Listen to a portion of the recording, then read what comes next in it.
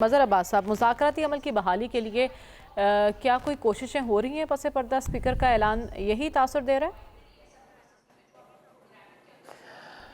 नहीं, मेरा नहीं ख्याल कि कोई ऐसी संजीदा कोशिशें जिसे हम कहें कि वो हो रही हैं। और दूसरी बात ये कि कोई जो तीसरी सियासी क़ुव्वतें हैं, यानी अगर आप अपोजिशन में ही देखें, मेरे नुक्ता नज़र से अगर मौलाना फजल रहमान चाहें तो मौलाना फजल रहमान एक मीडिएटर का रोल प्ले कर सकते हैं। क्योंकि मौलाना फजल रहमान के PMLN से भी अच्छे ताल्लुकात हैं, पीपल्स पार्टी से भी अच्छे ताल्लुकात हैं और तहरीक इंसाफ से भी उनके ताल्लुकात कोई ख़राब नहीं हैं। और जो पिछले ये 26वीं आईनी तरमीम और इसके बाद से ताल्लुकात में ख़ासी बेहतरी आई है और तहरीक इंसाफ के जो डेलीगेशन है वो अक्सर मिलते रहते हैं मौलाना से।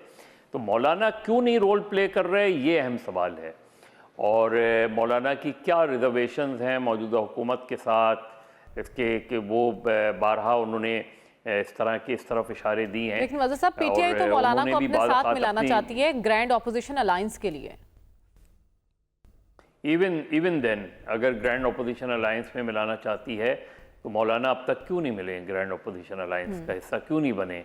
कोई रिजर्वेशन होंगी ना मौलाना की भी। देखिए, तहरीक इंसाफ का सबसे बड़ा इसमें पिछले जब से इमरान खान गिरफ्तार हुए हैं, सबसे बड़ी जो उनके यहाँ प्रॉब्लम मुझे नज़र आ रही है कि वो बारहा और हर बार वो सोलो फ्लाइट की तरफ चले जाते हैं। और क्योंकि अगर आपको याद हो कि ये 6 अपोजिशन का इत्तेहाद जो तहरीक बहाली जमहूरियत के हवाले से या तहरीक तहफ़्फ़ुज़ आइन के हवाले से उन्होंने बनाया था, उसके सरबराह अचकज़ई थे। लेकिन उसके बाद हमने देखा ये कि तहरीक इंसाफ खुद चली गई। मोहम्मद खान अचकज़ई को एक टास्क दिया गया था ना, लेकिन उसके बाद all of a sudden Tehreek Insaf agitation पे चली गई और अपने अलाइज को उन्होंने एतमाद में भी नहीं लिया। आज जब वो ये कह रहे हैं कि हम ग्रैंड अपोजिशन अलायंस की तरफ जा रहे हैं और हम ग्रैंड अपोजिशन अलायंस के तहत मूवमेंट चलाएंगे, तो फिर उनके जो नए चेयरमैन हैं, नए सदर हैं खैबर पख्तूनख्वा के, तो उन्होंने तो पूरा लाएमल दे दिया। तो अब आप जॉइंट ऑपोजिशन का वो कहाँ चला गया? होना तो ये चाहिए था ना। तो ये एक कन्फ्यूजन है तहरीक इंसाफ के अंदर। मुश्किलात ऑपोजिशन पार्टीज़ को इस तरह हमेशा रहती हैं, हमेशा ऑपोजिशन पार्टीज़ इस तरह की प्रॉब्लम्स फेस करती रहती हैं। लेकिन मुझे यहाँ तहरीक इंसाफ में पॉलिटिकल स्ट्रेटजी में फ्लॉ नज़र आ रहा है। अच्छा। कि उनकी कोई प्रॉपर पॉलिटिकल स्ट्रेटजी नहीं बन रही। यानी या तो वो अपोजिशन को साथ मिलाएं या ना मिलाएं। आप अपोजिशन के साथ कोई अगर तहरीक चलाना चाहते हैं तो उसके सरबराह तो अचकज़ई हैं, तो ये सारे ऐलानात तो अचकज़ई साहब की तरफ से आने चाहिए। तो उनके एक जो नए सदर हैं उन्होंने तो बिल्कुल एक 4th गियर लगा दिया है। तो सवाल ये है कि ये जो 8 फरवरी का लाएमल है या जो यौम सियाह की कॉल है, ये अगर तहरीक इंसाफ की तरफ से है तो फिर क्या दूसरी पार्टियां इसमें शामिल नहीं है क्या? तो तहरीक इंसाफ को बहुत कुछ सोचने की ज़रूरत है कि आखिर क्या वजह है कि तहरीक इंसाफ के साथ दीगर अपोजिशन जमातें जैसे JUI है, जमात इस्लामी है, वो खिंची हैं। वो बिल्कुल आउटराइटली उनके साथ किसी मूवमेंट में जाने को क्यों नहीं तैयार? तो मेरा ख्याल है ये तहरीक इंसाफ के लिए बहुत कुछ सोचने के लिए, जहाँ तक हुकूमत का है, हुकूमत टाइम बाय कर रही है। हुकूमत अगर चाहती तो अगर उन्होंने जुडिशल कमीशन की बात की थी, उसी वक्त बात की थी, उन्होंने एक डेडलाइन दी थी। वज़ीर आज़म ऑफ़र कर रहे हैं, लेकिन वज़ीर आज़म बुला लेते, बैरिस्टर गौहर को दावत देते, तहरीक इंसाफ के डेलीगेशन को दावत देते और उनके सामने ये बात रखते, बशर्ते के बजाय इसके कि वो उन्होंने आके टेलीविज़न पे अपनी काबीना में खिताब कर लिया और उसमें ये ऑफ़र कर दी। इस तरह ऑफ़र नहीं की जाती। तो मेरे नुक्ता नज़र से तो जो पिछले तीन राउंड भी हुए, मेरे नुक्ता नज़र से तो मुज़ाकरात शुरू ही नहीं हुए थे कि ख़त्म हो गए। अच्छा। क्योंकि वो माहौल ही पहले दिन से नज़र नहीं आ रहा था। कहीं होता है कि मुज़ाकराती कमेटी के लोग जो है वो मुज़ाकरात के बाद टीवी टॉक शोज पे बैठ के अपने अपने ख्यालात का इज़हार करना शुरू कर देते हैं। तो इस डेडलॉक का जिम्मेदार आपकी नज़र में कौन है, हुकूमत या PTI? दोनों हैं, दोनों जिम्मेदार हैं, क्योंकि वो माहौल नहीं बनाया गया पहले दिन से। पहले दिन माहौल क्या बनाया जाता है? ये बनाया जाता है कि जी कॉन्फिडेंस बिल्डिंग मेजर्स लिए जाएं, दोनों एक दूसरे के खिलाफ बयानबाजी बंद कर दें उस वक्त तक जब तक मुज़ाकरात का कोई नतीजा नहीं निकलता। तरीक़ाकार यही होता है मुज़ाकरात में कि आप एक माहौल बनाते हैं एक कुछ कॉन्फिडेंस बिल्डिंग, कुछ लोग जो माइनर जिन पे केसेस हैं उनको आप रिहा कर गवर्नमेंट एक वो करती है। तहरीक इंसाफ के जो अपोजिशन लीडर्स हैं उनको किसी गेस्ट हाउस में इमरान खान को, शाह महमूद कुरैशी को या सिर्फ इमरान खान को भी एक गेस्ट हाउस में मुंतकिल कर दें। वहाँ तहरीक इंसाफ की मुज़ाकराती टीम जाती, उनसे बातचीत करती, फिर आती।